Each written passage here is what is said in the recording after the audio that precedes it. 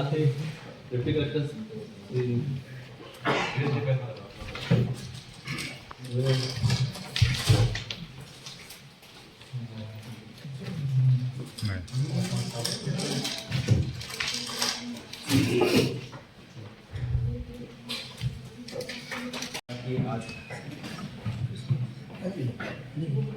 प्रदेश सरकार के सफलतम 1 वर्ष पूर्ण होने पर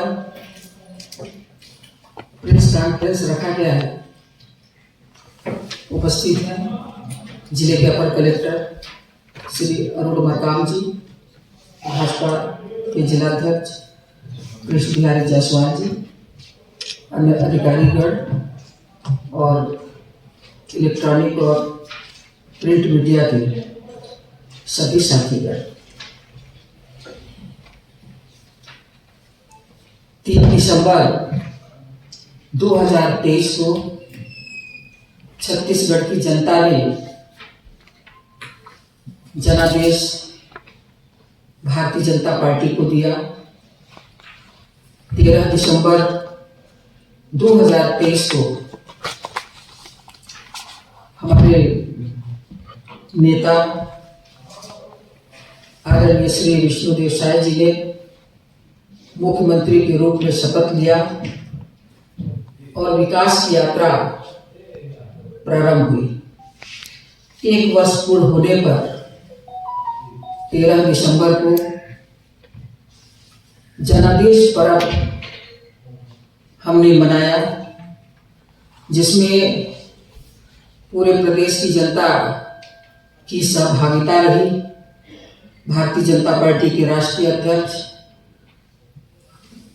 भारत सरकार में स्वास्थ्य मंत्रालय के कैबिनेट मंत्री आदरणीय श्री जगत प्रकाश नड्डा जी छत्तीसगढ़ में आकर जनता को बधाई और ढेर सारी शुभकामनाएं दिए। 1 साल में हमने किसानों के लिए, प्रदेश की आधी आबादी महिलाओं के लिए, नए भारत की आने वाली पीढ़ी, युवाओं के लिए, नौनिहाल बच्चों के लिए हमने बहुत सारे काम किए हैं। विधानसभा चुनाव के समय हमारे देश के यशस्वी प्रधानमंत्री आदरणीय श्री नरेंद्र मोदी जी ने छत्तीसगढ़ की जनता के सामने आह्वान किया कि मोदी की गारंटी है, मोदी की गारंटी यानी पूरी गारंटी, आप सब आशीर्वाद दें, हम आप सबकी भावनाओं के आधार पर काम करेंगे। छत्तीसगढ़ धान का कटोरा, यहाँ पर बहुतायत रूप से धान की पैदावार होती है, जिसे पूरा देश जानता है। 2014 के पहले हमारे देश में धान का समर्थन मूल्य केवल 1310 रुपये हुआ करता था। आज 2024 में माननीय प्रधानमंत्री जी के आशीर्वाद से धान का समर्थन मूल्य 2320 रुपये है। माननीय प्रधानमंत्री जी ने यहाँ के किसानों से कहा था कि हम आपके 1 एकड़ जमीन में 21 क्विंटल धान खरीदेंगे और प्रति क्विंटल धान का समर्थन मूल्य 3100 रुपये देंगे। आज ये किसानों का दूसरा साल है जहां हम प्रति क्विंटल 3100 रुपये दे रहे हैं और किसानों से हमारा वादा है कि आपके पैदावार का एक एक दाना हमारी सरकार खरीदेगी। चुनाव के समय पिछला बोनस हमने देने का वादा किया था। पिछली सरकार ने भी किसानों से वादा किया था, लेकिन वो भूल गए। हम याद रखें, 2 वर्ष का बकाया धान का बोनस 3716 करोड़ की राशि हमने किसानों को दी। प्रदेश की आधी आबादी महिलाओं से हमने महतारी वंदन देने का वादा किया था। प्रति महिला 1,000 रुपए, 70 लाख से भी अधिक माँ बहनों को हम महतारी वंदन दे रहे हैं। 10वां किस्त जारी हो चुका है। 6,530 करोड़ रुपए से भी अधिक की राशि महिलाओं के खाते में अभी तक 10 किस्तों के रूप में पहुंच चुकी है। हम अंत्योदय के आधार पर काम करते हैं। अंतिम लाइन में सबसे आखिरी में जो व्यक्ति सरकार से उम्मीद के रूप में खड़ा है, हमने तेंदुपत्ता संग्राहकों से कहा था कि 4,000 मानक बोरा से आपके तेंदुपत्ता की राशि बढ़ाकर 5,500 रुपये प्रति मानक बोरा करेंगे।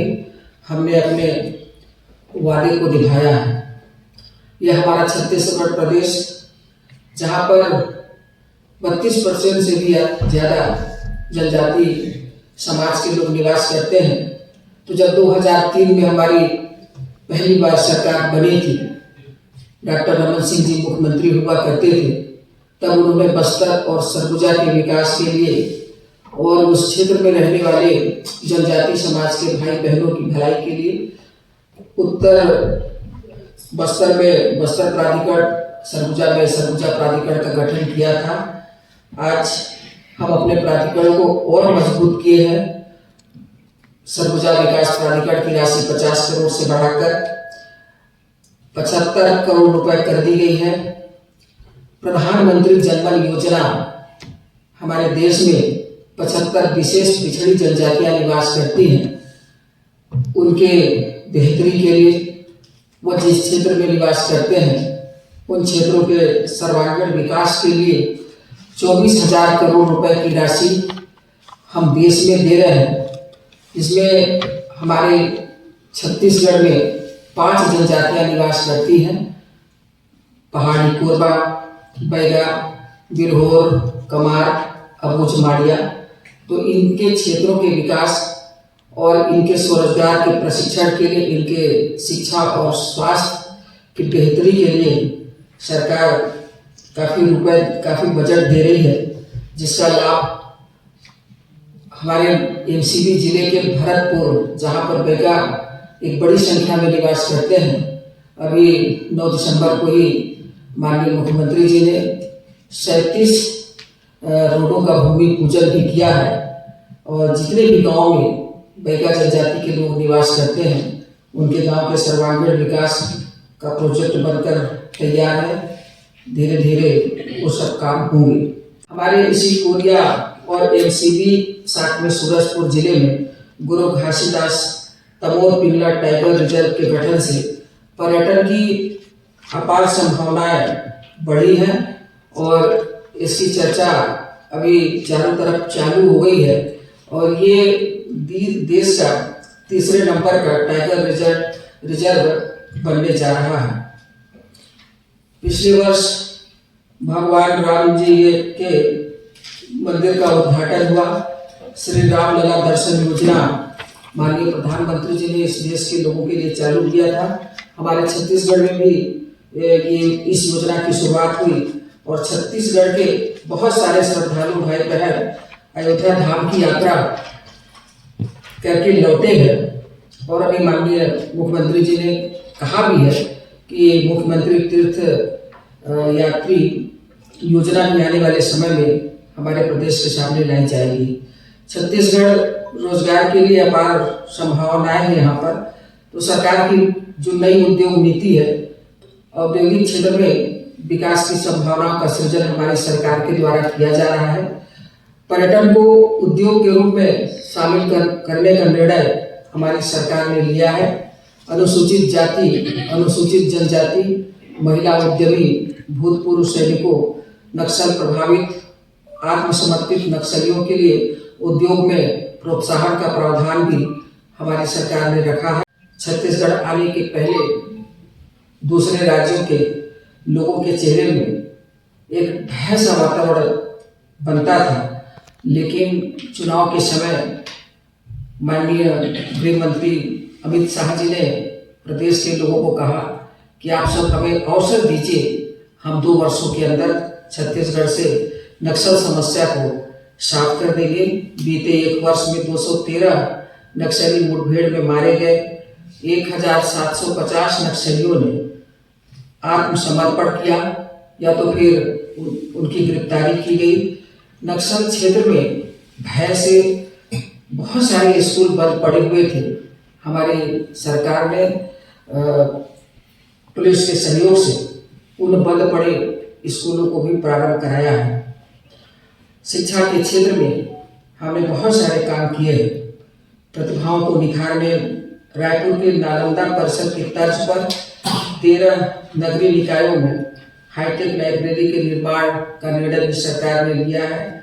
CGPSC परीक्षा प्रणाली को पारदर्शी और निष्पक्ष बनाने सुधारात्मक प्रयास हमारी सरकार ने किए हैं और सरकार बनने के 1 वर्ष के अंदर अभी PSC का रिजल्ट आया।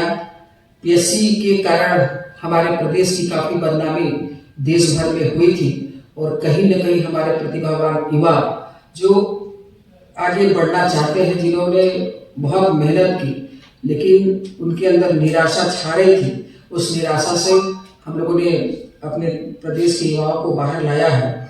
नवा रायपुर को IT हब के रूप में विकसित किया जा रहा है। कॉलेज के लिए 350 करोड़ रुपए की स्वीकृति हो गई है।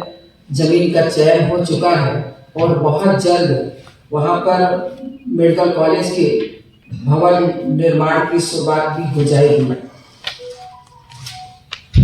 चुनाव के बाद हमने अपने प्रदेश की जनता से कहा था कि देश में माननीय नरेंद्र मोदी जी की सरकार है और माननीय प्रधानमंत्री श्री नरेंद्र मोदी जी ने देश की आज़ादी के 75 साल बीत जाने के बाद 2047 में हमारा नया भारत कितना सशक्त और समृद्ध होगा, इसके लिए उन्होंने लक्ष्य तैयार किया है, रोड मैप बनाया है, पूरा प्रोजेक्ट तैयार है। तो ऐसे में हमारे छत्तीसगढ़ वंचित ना रहे। छत्तीसगढ़ में भारतीय जनता पार्टी की सरकार बने तो हमें यहाँ पर दुगने ताकत के साथ हम काम कर पाएंगे और डबल इंजन की सरकार यहाँ पे काम करेगी। जनता ने माननीय प्रधानमंत्री जी की अपील को स्वीकार किया। आज डबल इंजन की सरकार हमारे यहाँ पर चल रही है। केंद्र सरकार द्वारा छत्तीसगढ़ में 31,000 करोड़ रुपए की सड़क परियोजनाओं की स्वीकृति हो गई है। 1 नवंबर 2025 को राज्य स्थापना का जयंती वर्ष मनाने का भी निर्णय हमारी सरकार ने लिया है। 2028 तक प्रदेश का GDP 10 लाख करोड़ पहुंचाने का लक्ष्य सरकार ने लिया है। मीसा बंदियों को 10,000 से 25,000 की पेंशन की शुरुआत की गई है। ये मीसा बंदियों का पेंशन पूर्व की सरकार ने बंद कर दिया था, जिसे माननीय विष्णुदेव साय की सरकार ने प्रारंभ किया है। तो 9,000 सरकारी नौकरियां दी हैं। तो इस प्रकार हमने 1 वर्ष में अनेकों काम किए हैं। आज आप सबको बताते हुए बहुत खुशी हो रही है कि हमारे कोरिया के इसी सोहत विकास खंड का रामगढ़ से कोटा डोर 27 किलोमीटर, इसकी वित्तीय और प्रशासकीय स्वीकृति हमें कल ही मिली है और लगभग 46 करोड़ रुपए की लागत से रामगढ़ से लेकर कोटा डोल रोड आने वाले समय में बनाए जाएंगे। कोरिया जिले की भी कई बहुत महत्वपूर्ण उपलब्धियां हैं। कोरिया जिले में विगत 1 वर्ष में प्रधानमंत्री जन आरोग्य योजना आयुष्मान का जो लक्ष्य 2,81,917 था, तो इसके विरुद्ध इस वर्ष 2,62,375 यानी 93% आयुष्मान के कार्ड बनाए जा चुके हैं और कोरिया जिला आयुष्मान कार्ड बनाने में 3रे स्थान पर है। आने वाले समय में पूरा प्रयास है कि हम प्रथम नंबर पर रहेंगे। इसी तरीके से सिकल सेल की जांच में भी हम 7वें स्थान पर हैं। कोशिश 1 नंबर पर आने की है। हमारे डॉक्टर और स्वास्थ्य विभाग के कर्मचारी इस क्षेत्र में लगातार काम कर रहे हैं। ये क्या बना, कोरिया से अलग होकर मनेनगढ़ चिरमिरी भरतपुर बना। 2023 के विधानसभा के चुनाव में भारतीय जनता पार्टी ने मुझे प्रत्याशी बनाया। जब जनकपुर, भरतपुर, घुघरी 175 गांव में मेरा जाना हुआ, मैंने उनकी दुर्दशा को देखा, उनकी तकलीफों को देखा, उनकी पीड़ा को समझा कि छोटा जिला बनने के बाद भी आज हमारी जनता को 110 किलोमीटर दूर मनेनगढ़ आना पड़ता है। तो मैंने वहाँ के विकास के लिए, उस क्षेत्र में जो भी भाई बहन रहते हैं उनको भी अवसर मिले, ये दूरी कम हो, सरकार की सारी योजनाओं को उनका पूरा लाभ मिले। मैंने चांग जिला बनाने की घोषणा की। अभी 9 दिसंबर को माननीय मुख्यमंत्री जी आए थे। कुछ पत्रकारों ने मुझसे भी यही सवाल किया कि आपके विधायक रेणुका सिंह जी ने चांग को जिला बनाने की बात कही है। माननीय मुख्यमंत्री जी ने एक लाइन में जवाब दिया कि आप देखते जाइए आने वाले समय में क्या क्या होता है। तो केवल वोट लेने की खातिर नहीं, बल्कि उनकी समस्या को कम करने के लिए मैंने चांग को जिला बनाने की घोषणा की। मैंने इसके पहले भी 2008-9 में सूरजपुर के बस स्टैंड में सूरजपुर को जिला बनाने की घोषणा की थी, जो 11-12 में जिला बन गया। और आप सब देख रहे हैं कि सूरजपुर के लोग अब चाहे वो किसान हो चाहे व्यापारी हो, आगे बढ़ रहे हैं। तो इसी तरीके से आने वाले समय में चांग जिला बन के रहेगा। कि सोशल मीडिया में हम लोगों ने कुछ लाइनें देखी, उन्होंने हमारी भी सरकार को, अपनी सरकार को भी धन्यवाद दिया था, जनता को बधाई शुभकामनाएं दी थी कि जिसका सपना मैंने देखा था वो आज पूरा हो रहा है। तो पूर्व की सरकार ने चिरमिरी में जिला अस्पताल खोलने की घोषणा की थी, जो हमने पूरा किया है। आज भी जनकपुर से चिरमिरी की दूरी लगभग 140 किलोमीटर है। इसलिए मैंने माननीय मुख्यमंत्री जी से आग्रह किया कि जनकपुर के लोगों की दिक्कतों को दूर करने के लिए जनकपुर में भी कुछ स्वास्थ्य सुविधाएं बढ़ानी पड़ेगी। 100 बिस्तर के अस्पताल के लिए माननीय मुख्यमंत्री जी ने घोषणा किया है। तो चिरमिरी में 220 बिस्तर का अस्पताल होगा, मनेनगढ़ में 200 बिस्तर का अस्पताल होगा, मेडिकल कॉलेज होगा और जनकपुर में 100 बिस्तर का अस्पताल होगा। किसी को कोई दिक्कत नहीं होगी, पूरी चिंता की जाएगी। चाहे कोरिया हो चाहे सभी 35 जिले, जहां पर भी हमारी जनता ने एक आवेदन दिया है या तो जो डिमांड किया है, बहुत सारी चीजें हमें मांगनी पड़ती है, बहुत सारी चीजें हमें बिना मांगे मिल जाती है। बैकुंठपुर के विधायक बहुत अनुभवी है, हम सबके नेता हैं और यहाँ के लिए वो जो भी हमारी सरकार से मांगते हैं सब कुछ उन्हें मिलता है। मैडम, अभी धनवर नाला जो है उसके पुल के लिए पिछली सरकार ने बजट में उसको प्रावधान भी कर दिया था, लेकिन वो हो जाएगा। चाहे पुल हो, चाहे रोड हो, चाहे कोई भी बिल्डिंग हो, मैडम सभी काम होंगे। वही ये जो 5 साल जनता के लिए बड़ा दुर्भाग्यशाली साबित हुआ, क्योंकि इन 5 सालों में जो काम होने चाहिए थे, हमने जिन कामों को छोड़ा था, पिछली सरकार ने उसको बढ़ाने का कोई काम नहीं किया। पिछली सरकार ने बल्कि जो काम अभी छोड़ा है, उन कामों को बढ़ाने के लिए हम उतनी ही तत्परता के साथ कर रहे हैं। चुनाव के समय हमने भ्रष्टाचार मुक्त छत्तीसगढ़ बनाने की बात कही थी। पिछले 5 सालों में जितने घोटाले हुए थे, चाहे गोबर का घोटाला हो, चावल का घोटाला हो, कोयले का घोटाला हो, डीएमएफ का घोटाला हो, पीएससी भर्ती में घोटाला हो, घोटाले करने वाले चाहे कितने भी बड़े पद में बैठे हों या किसी के भी रिश्तेदार हों, हमारी सरकार ने उनके ऊपर कार्रवाई किया है। कई लोग जेल के अंदर हैं, कई जेल जाने वाले हैं। और जहाँ कहीं पर चाहे मीडिया के माध्यम से चाहे आम जनता के माध्यम से हमें जानकारी मिलती है, उस पर सरकार कार्रवाई सुनिश्चित करती है। आज आपने जानकारी दी है। मैं आपसे वादा करती हूँ कि माननीय मुख्यमंत्री जी के सामने मैं इस बात को रखूंगी और इस पर कार्रवाई होगी, कड़ी कार्रवाई होगी।